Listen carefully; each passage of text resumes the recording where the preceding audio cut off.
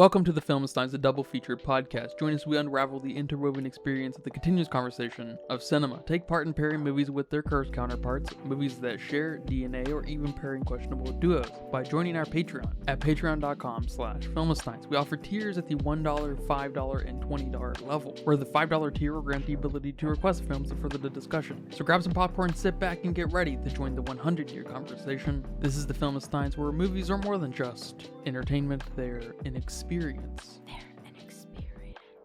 All around you. And welcome back to another episode of the Filmsteins. Thank you guys for joining us today. Today I'm joined by my disobedient friend, Lucy. Hello, everyone.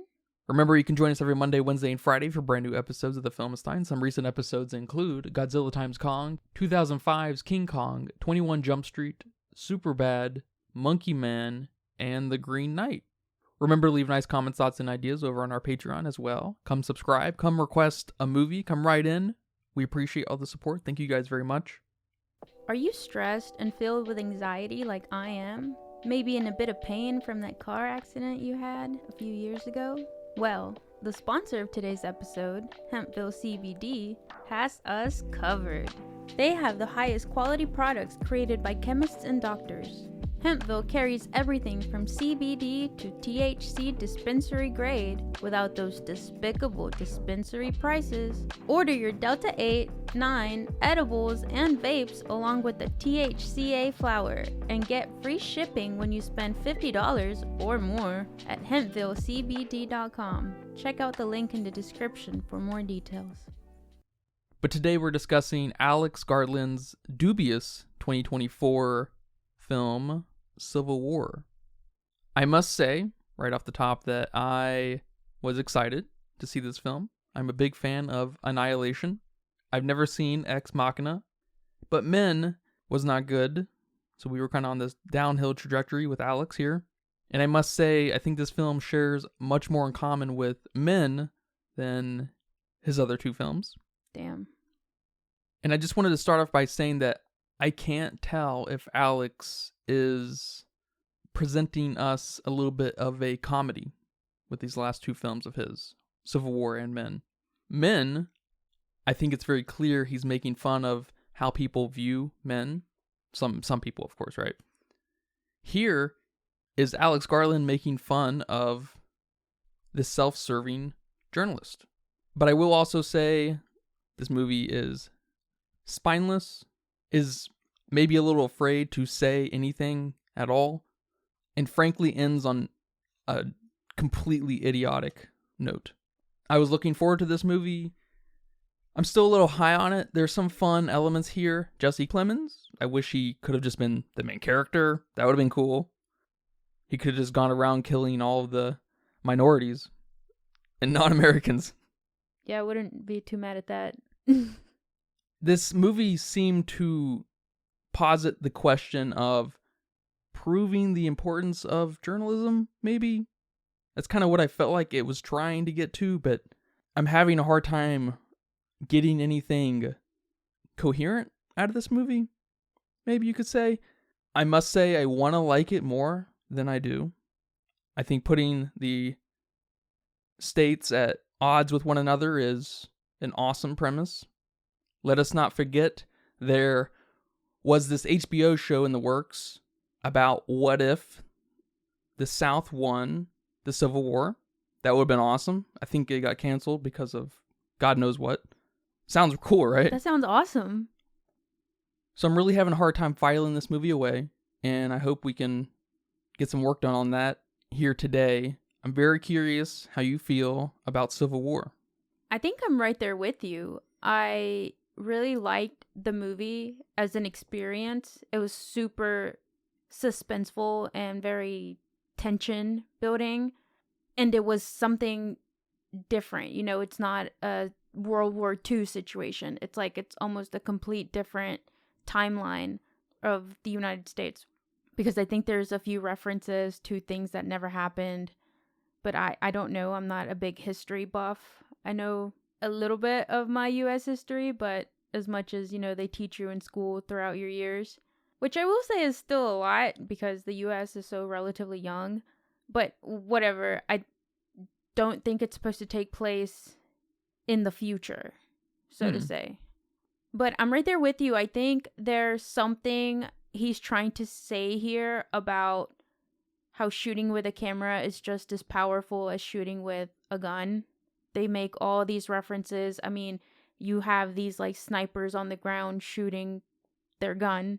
I don't know gun terms either. And then you have kind of a mimic of them doing that with the camera. She's also on the ground shooting whatever shot, whatever picture. And there's other sections where as one of the characters is taking a picture, it also looks like they could be shooting a gun. So I think there's something very obvious there. I don't know if it's a good thing or a bad thing, what Alex is trying to say here. I'm not clear on the stance he's taking with this, or if he's even taking one. Maybe he's not, and this is just supposed to be super neutral, which I also don't understand, and that might be where some of that spinelessness comes in, of not fully committing or whatever. And I don't know, it's like something is missing here. Some of that flavor of dystopian films is definitely missing here. Dystopian films typically have some kind of oppressed government or some kind of surveillance or some kind of injustice of power or something along the lines of the human spirit as well. And we're not really seeing any of those tropey things, which, again, they don't have to be, but if it's not tropey, then what is it? What else you got? Well, first of all, I definitely think this is like a Tomorrow War situation.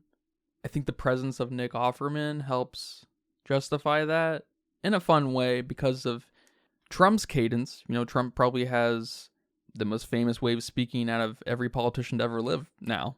That is true. And Nick Offerman shares a kind of similar iconic cadence. Not that he sounds like Trump, but he's very recognizable by voice. So I think that parallel is very intentional. And of the people who seem to hate Trump for one thing or another, seem to always get to the point that he was a tyrant, that he was going to overthrow the Constitution and whatnot.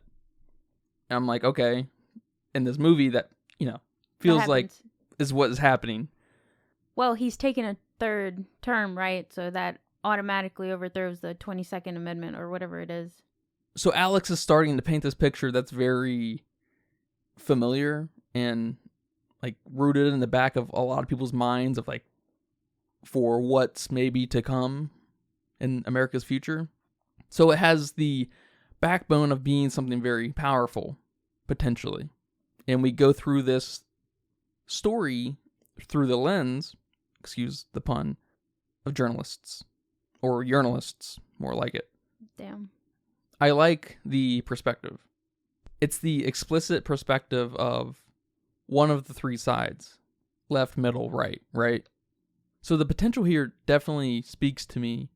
And they have this whole initiative of getting to Washington, D.C. before other folks, before something breaks out and happens, and they are late. Things accelerate past their expectation, and they want to interview the president before he's taken out. Yeah. And you're right. Along the way, we consistently see this parallel between guns and cameras. And as someone who believes in the power of the spoken language, the written language, the visual language, sure, we can get a lot of mileage out of something like a photojournalist doing their work. Just like you can get a lot of mileage out of killing your dictator president. But there is a time and place for it, right? If someone's, this is maybe not a great example, but if someone's breaking into your house, are you going to photograph them? Or are you going to shoot their fucking head off? I don't know. You might do both. We all have house cameras now that's going to take a picture of him and you're going to exploit his ass. Sure, there might be some kind of passive photography that happens. But you're not going to grab your camera. Yeah, you wouldn't immediately pull out your phone. You're going to immediately defend yourself somehow, yeah. Now, the reverse of something like that is when you have this very suspicious, paranoid person getting pulled over by the cops or having some kind of confrontation with a Karen, you whip out your camera because it's expected to not be so confrontational that you need to defend yourself, right? So there's a time and place for it, and I do admire the risk of photojournalists and investigators trying to get their boots on the ground and capture something really explicit, because a lot of times photographs go great with really great written pieces, right? Can make things very powerful, but guns and cameras really aren't used in the same way. So I then start to think, okay, Alex is making fun of how powerful journalists think they are.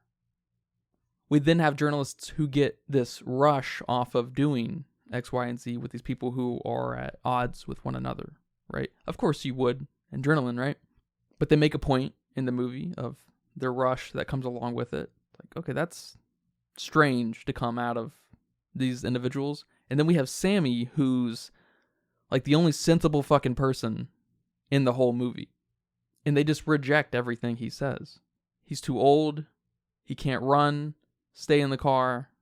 Yeah, and part of me was trying to find something in that, because very obvious here in the car, we have 3 generations of journalists. We have Jesse, who's our youngest, Lee and Joel, who are maybe in their late 30s, mid 40s. I don't know how old they're supposed to be. And then we have Sammy, who's obviously old. He's an old fart. And just trying to place their characteristics about how they go about taking pictures and inserting themselves in situations. Sammy is older. He's more guarded now. He's more grounded. He's not going to Washington, D.C. to try to get this next big picture. He's going to wherever he's going to, Charlottesville or whatever, to maybe get enough to have a story out there that's somewhat truthful. And then we have Lee and Joel, which they're not exactly the same characteristics. They might be the same in age, around the same in age, but I feel like Joel's more like the Jesse, maybe sees himself a little younger or acts a little younger. Because Lee is, I don't know, I think she's just trying to remain as like neutral and objective as she can. I think she's a little detached. Yeah, that's a good way to put it. And then we have Jesse and kind of Joel, who are more of the risk takers. They're the ones getting high off the rush. They're the ones getting high off the risk. They're the ones with the adrenaline and whatnot. You know, you can see them smiling to each other as they're fucking being blown up. You know, people are dying around them and they just kind of grin to each other like, yeah, this is fun. So I don't know if there was something there trying to say about generations or just specifically journalists. I don't know. Because in a way, we're all journalists nowadays with social media. We all have a camera ready to go at any moment. Damn, way to deflate a whole profession.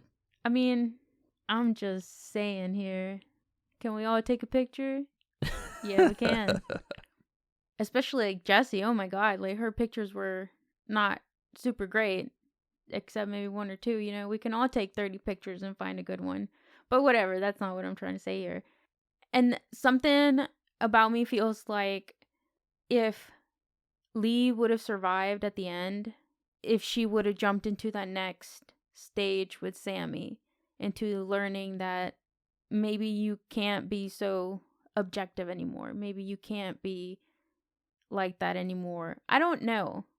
Well, that's kind of the funny thing, right? She's at this point in her life, and America's at this point in its life that there isn't this necessity for something so, I don't know, academic. You can be neutral without being as cold as Lee is. She doesn't seem to give a shit about others or even have really a belief in the matter. She just wants to get the good photo. She wants the good story. She wants the traffic. For what? I don't know. What outlet? I'm sure she's not really getting paid for any of this. Not that money's even worth anything in this world. Well, I think she just wants to get people talking. What does she have to say to initiate that? A photo is not going to do that. Yeah, that's all she has to say. And then we have Joel. Which I think is what this movie is trying to say too. Exactly what? I don't know just how beautiful this movie could look at certain points, as if you were taking a picture and maybe trying to say something to get you talking, to start a conversation. Because Lee says at one point when she's getting on to Jesse when Jesse's asking herself, maybe I should have told that guy not to kill him, not to shoot him. And, she's just talking to herself about these things. And she's like, you can't start asking yourself those questions. Once you start asking, you can't stop. All we can do is record it so other people ask the questions. I don't know. I'm just spitballing here. That's fair. But correct me if I'm wrong, but that sort of defeats some of the fundamentals of journalism. Journalists ask the questions. They don't always answer them, but journalism exposes the situation, which doesn't involve just voyeuristically being there and capturing what you see. Well, I think it does, in a way. I think they're just there to report what they see and try to get you to think about it, to think about what they see. Again, I feel like that defeats the whole purpose of journalism, because if you provide this completely neutral information, especially if it's just photos, your audience is going to form whatever story they already have. The narrative is just going to be furthered in their own mind. You're not presenting an argument. You're not presenting investigative materials. There's no evidence for one thing or another. It's just, in this case, death, right? And it really runs home with me when Joel, at the very end, right before they execute Nick Offerman, the president, he asks something like, do you have any final words to say or something? And the president says, don't kill me. And then he's like explicitly cool with that. He's like, oh, that will do. It's like, what? Are you fucking retarded? That's just exposing the president. To me, it's exposing Joel and his little band of fools into being completely incompetent. And then right before that, we see Lee die for nothing. So Jesse can get that photo. I mean, she dies to protect Jesse, who's obviously reckless. Maybe she wanted to die for something. I don't know. She's not just reckless. This is at least the second time she put herself in death's way, not just harm. Yeah, multiple times throughout the film. When she's jumping through from car to car, when she's over there by Jesse Plemons' character. And I mean, throughout the whole last scene, she's constantly being pulled back by all those soldier dudes. This film makes journalists look pretty bad, right? Bad in what way? Foolish, incompetent. At least just Jesse. Well, we don't get any sense of thought in the other two either. That's true. Because we still have, Sammy's character who's, thank God, there to confuse us more. I don't know. That's what I'm saying. I am confused on that point where the most sensible character, the most thoughtful character, the most experienced and admirable character, the guy who asks the questions, the only guy who asks the questions. When the movie opens up, he gets in the car, he's talking to Joel. He's like, what are you going to ask? And then Sammy's like, are you going to ask this, this, or this? And Joel's like, yeah, something like that. It's like, okay. I mean, I don't know what you would ask President Nick Offerman right before he's going to be executed, but he's cool with his answer. Explicitly, right? Am I wrong? He's like, that will do. But he's like kind of happy about it. Yeah. It's like, what? And this is where I think that whole generational divide thing is maybe a point, because Joel is still like Jesse in a lot of ways. He's still jumping into that line of fire. He's still risking everything. He thinks he won. Yeah. He thinks he got something out of it because he was present. Just like Jesse thinks she probably has the best shot in the world. Because she caught Lee dying. It's kind of funny how sterile that is when Lee is the detached character. Yeah, I agree. So that's why, to me, I'm like, what is he trying to say here? He's trying to say something here with those three different generations. I know he is. I don't know what though. Like, is Lee jumping into the gunfire to save Jesse means that she grew up? Like, she's learning something. She's not so sterile anymore, and she kind of maybe like this kid, maybe a maternal figure. I don't know. Does it feel a little bit like a comedy, a satire, something that's kind of making fun to you? No, it felt so serious. Because that's another thing, is it feels like it's supposed to be kind of poking fun, but it takes itself super serious. We have this character, Lee Miller, who's named after the actual famous Lee Miller. We have this focus on death. We have these parallels between cameras and guns. I will say, though, maybe that scene at the boutique where they're trying on clothes, and which I don't really know what to make of that scene, maybe that could bring in some of that satire to it. There's these people living here when there's a war going on, and they're pretending like nothing's going on.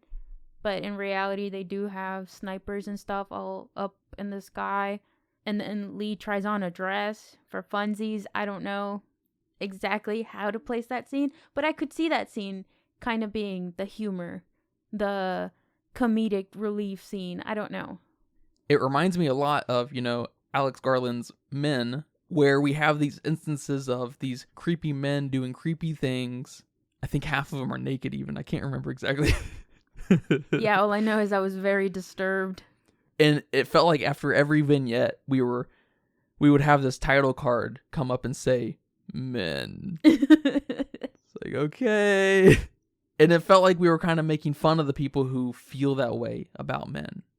I could see that more In that than here. I can see, I feel you, because one, that movie's a little bit more surrealistic, so it's doesn't place you in any sensible, grounded area like this does. This is a very grounded movie. This is hardly, if at all, sci-fi or even dystopian. Like, it feels like Tomorrow's War kind of thing here in America. And there's no doubt this focus across the last probably decade or so of journalists being journalists, just completely incompetent, agenda-driven, clickbaity predators. And so challenging anything to do with journalists moving about in a world like this immediately becomes a statement of some sort. Especially Alex Garland, I think he's a statement guy. He's a statement kind of guy, which is cool. I'm always going to look forward to his movies, no doubt. This and Men have not taken anything away from that because of just the style and like subtext, I guess. Yeah, the what the fuckness. Yeah, I'm very much looking forward to the future of Alex Garland stuff, but I guess it's kind of funny because it's challenging in a frustrating way where I just can't read exactly anything completely coherent, I guess. There's this point in the movie where, I think you brought it up, like Lee and them are laying around in that park Christmas area, and they see those two guys sniping someone in a house. It's probably my second favorite scene, just because we get this real explicit indication of people not caring that they're press. Because the guys were like, I think they said to them like, we're press, and the two sniper guys were like, all right, whoop-de-doo. Yeah, he showed him his badge, and he's like, we're press, and he's like, yeah, like I didn't see it on the side of your fucking truck. Yeah. Which I like that, because it helps justify this self-serving, kind of overly serious attitude that comes with that kind of person, the journalist, thinking they're above everyone or above certain people, and then that just being completely deflated. That was a funny scene, actually, for me. I laughed, I think, out loud. And then we see that there is no explicit allegiance, especially with these two. And I think that was an obvious enough through line by not explicitly telling us anywhere else who versus who is, killing each other. And then we see that again with Jesse Plemons' character, where he's just pro-America. Yeah. Which I love. Which the Jesse Plemons scene is definitely my favorite. Same. But it starts with such trash. It's probably the worst part of the movie. We, see these guys coming up on Lee and them. they have this, fun interaction and stuff. It's cute and everything. And it just plays up that like journalists are just living in their own world or something. I don't know. It's bizarre. But okay, they trade seats. Jesse goes with the other guy, the guy from Hong Kong. Oh no, we don't even get anything from him, do we? The Hong Kong guy's friend. The driver of the other car, we don't get anything from him. But I think it's implied that they're both. Yeah, okay. They separate, they get lost. Jesse Plemons enters the fold. And then we immediately kill the two Chinese dudes. It's like, that was weird. They have been here for 3 minutes and we immediately execute them? I mean, it's the scene itself, out of context, is very cool. It's very intense. Jesse Plemons is awesome. Yeah, he's an awesome looking guy. And then giving him those red glasses. I know. It's chilling. Bold choice. Bold, good choice. And the swimming pool of dead bodies, it's awesome. It's very easily the best part of the movie. It's just, I hate that the setup was literally the worst part of the movie. At least in retrospect, when you see the complete section play out. Why did that second guy not lie? I know, yeah. That kind of bugged me a little. Like, why didn't he just say any random state? Yeah, based off the map, any state probably would have flown with Jesse Plemons' character. Yeah. As long as you're American. Joel said Florida. The other two said Colorado and Missouri, I think. And they're not part of the same territory either. Yeah. So I was like, all right, this is cool. He has his own belief system. He is not aligned with the map that was provided to us before the movie came out, which I love because it helps build up this fun case, actually, of just trying to defend yourself and doing whatever it takes to protect what you believe in. Mm-hmm. As fucked up as it was, it's still very nice. That's funny that this character's the only one that we got some depth to. I would have said, "Oh, I'm from Florida too."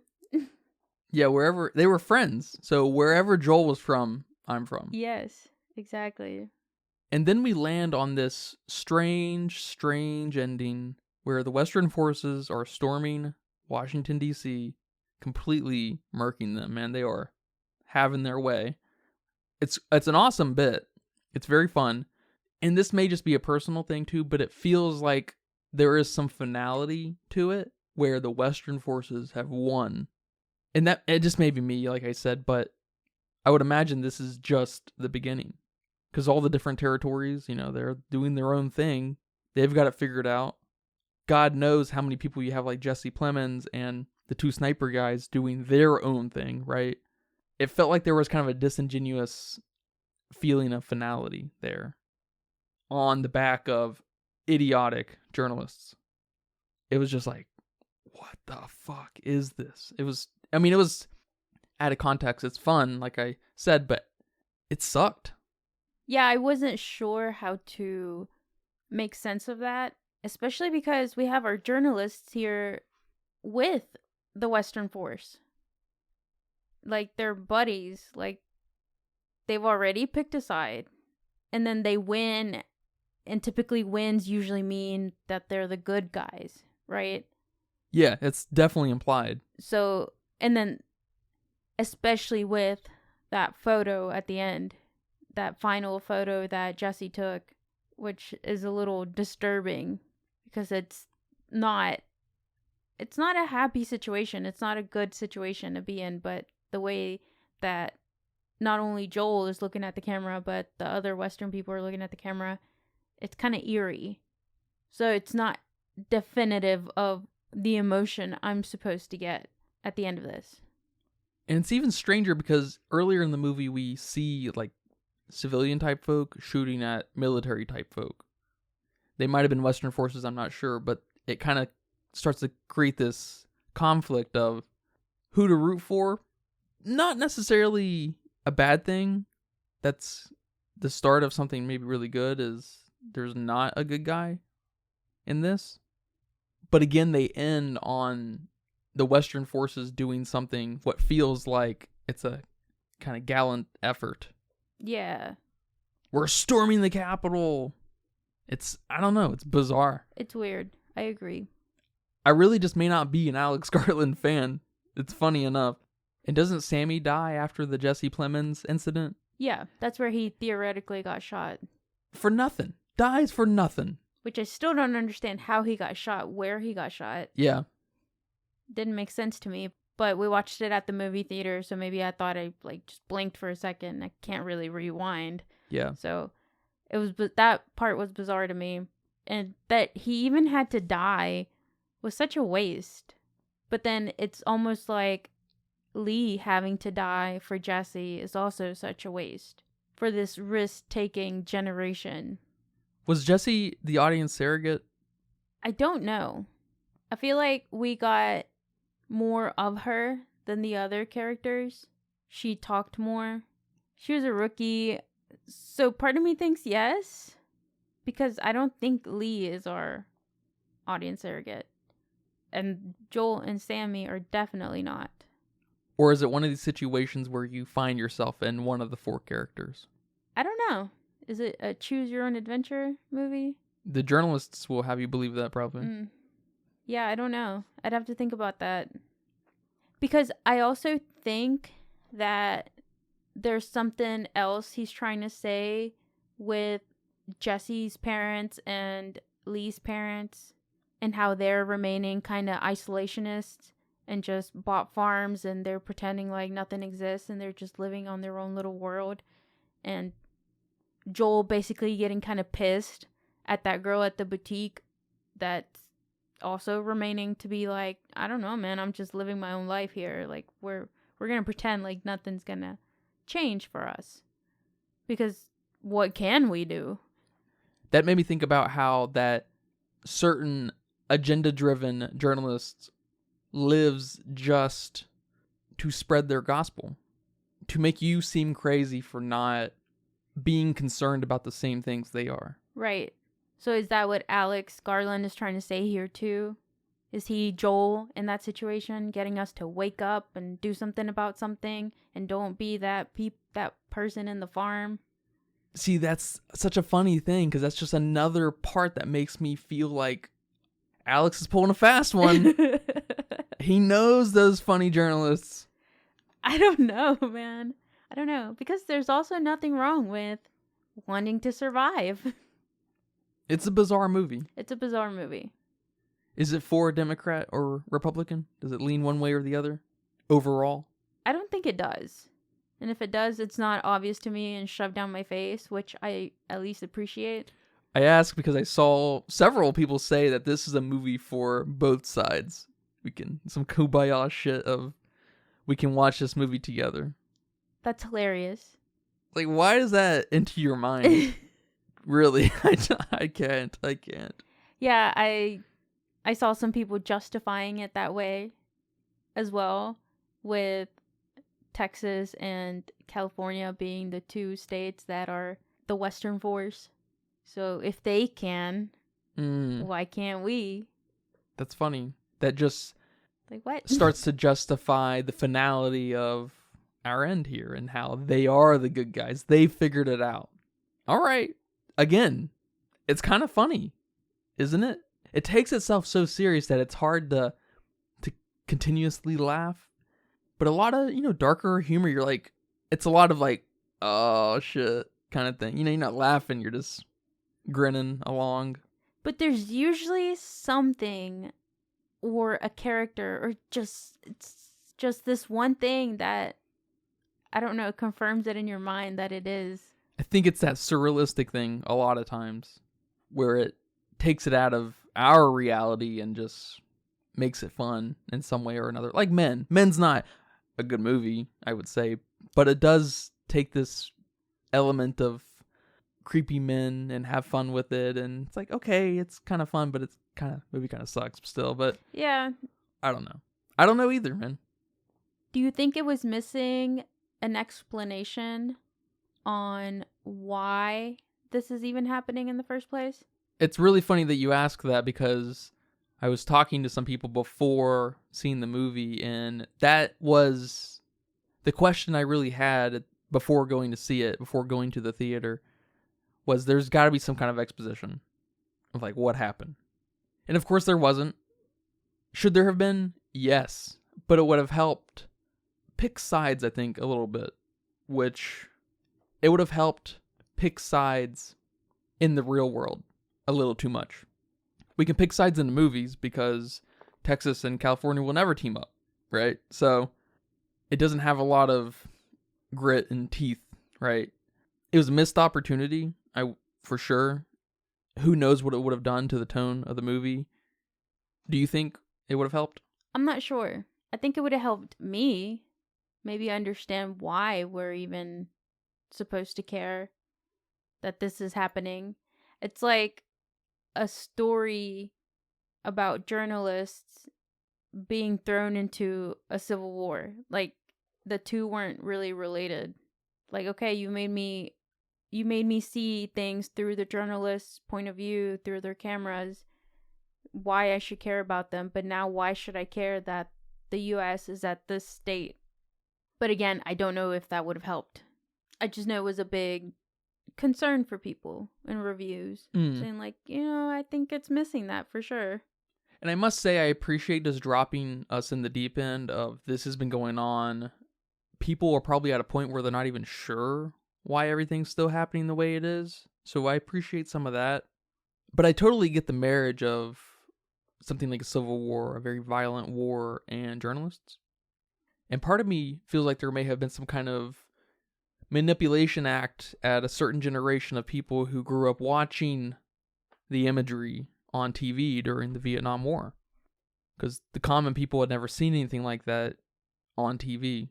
People coming home from school seeing all kinds of crazy shit. That's crazy. Which is definitely one way to pull something out of someone, right? That's why I don't get on Twitter. You don't want to see the bombings in Gaza? No. I'm that person that went to the farm to go live by themselves with my 2 cats. I don't know, man. It has a hard time sticking any landing. Not even sure if it ever took the leap. Alex Garland is maybe a little bit of a coward. I don't know. I think he just didn't know. He's either making fun of journalists or he's a coward. In my head. Death of the author, my friend. This is how I see you now. Yeah, I don't know. I just think he placed them in the wrong movie. I wish Sammy was our main character if we were going to have journalists be the focal point. Yeah. But really, I want Jesse Plemons, Yes. with his red sunglasses. Yes. I heard that they originally had another guy going to play that role, but last minute stuff happened. And then I think Jesse Plemons is married. Mm-hmm, yeah, Kirsten Dunst. Yeah. Yes. So she was like, "You want to just do this real quick?" And he's like, "Sure," and then fucking stole the show. Yeah. I didn't fact check that, but that's what I heard. Which, if it's true, that's hilarious. Well, man, thank you for watching this movie with me and talking about it here today. You're welcome. Do you have a budget guess for me? My budget guess is $70 million. Especially since I think they shot at those places. And definitely a lot of it for sure, yeah. And definitely a lot of traveling. There was a lot going on. I'm not sure how long this movie was. I don't think it was too long. But there was a lot. I don't know how you get that many people, that many uniforms, that many tanks, that many cars. That's fair. So it looked expensive to me. Yeah, I thought it was kind of funny when they pulled up on that military base and Sammy was in the process of dying and they had that coffin ready for him. I know. So, that's kind of fun. Well, it says here that it was $50 million. Okay. Not bad. Not bad. And I think it's only been in theaters for a week or so, and it's gone on to make $30 million. Okay. So it's probably on track to do okay. I'm sure A24 is not expecting, too much. And before I forget, I just wanted to say, I thought Jesse was like 14 years old when the movie started off. That's funny. And the screenshots I saw were the very beginning with her in the crowd, the camera and stuff. I thought she was a child. And then someone says that she's like 22 or something like that, 23. Yeah, 23. I was like, what the fuck? I was like, okay, some people look young, that's fine. Well, over on Letterboxd with 142,000 people, Where are they at? Those are not the people who went to the movies. They gave it a 3.7. 3.7? That's way too fucking high. Yeah, agreed. I'm giving it a 2. For such a toothless, cowardly movie.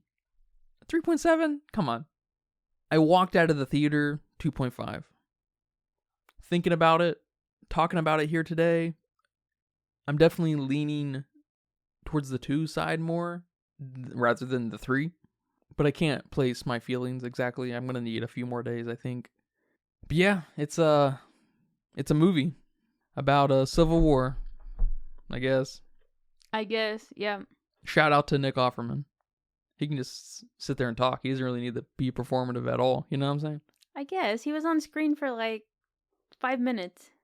But thanks again for watching this movie with me, and thank you guys for listening to this episode of the Filmistines. Remember, we post every Monday, Wednesday, and Friday on patreon.com/Filmistines, Apple Podcasts, Spotify, Pandora, YouTube, rest in peace, Google Podcasts. You will be missed. Remember to leave nice comments, thoughts, and ideas on our Patreon as well. Come subscribe for $5. Come request a movie. Come request Men. See what happens. I'll watch it. But until next time, take care. Bye-bye. I won't watch it. Bye-bye. And that's a wrap for today's episode of the Filmistines. Thanks for tuning in and joining us on our cinematic journey. We hope you enjoyed the discussion and gained some new insights and perspectives in the world of movies. Don't forget to subscribe to our podcast on your favorite platform, especially Patreon at patreon.com/Filmistines, and follow us on social media for more film-related content. We love hearing from our listeners, so if you have any feedback, suggestions, movie recommendations, or book recommendations, please feel free to reach out to us. Until next time, keep watching, keep loving the magic of movies. This is the Filmistines, signing off.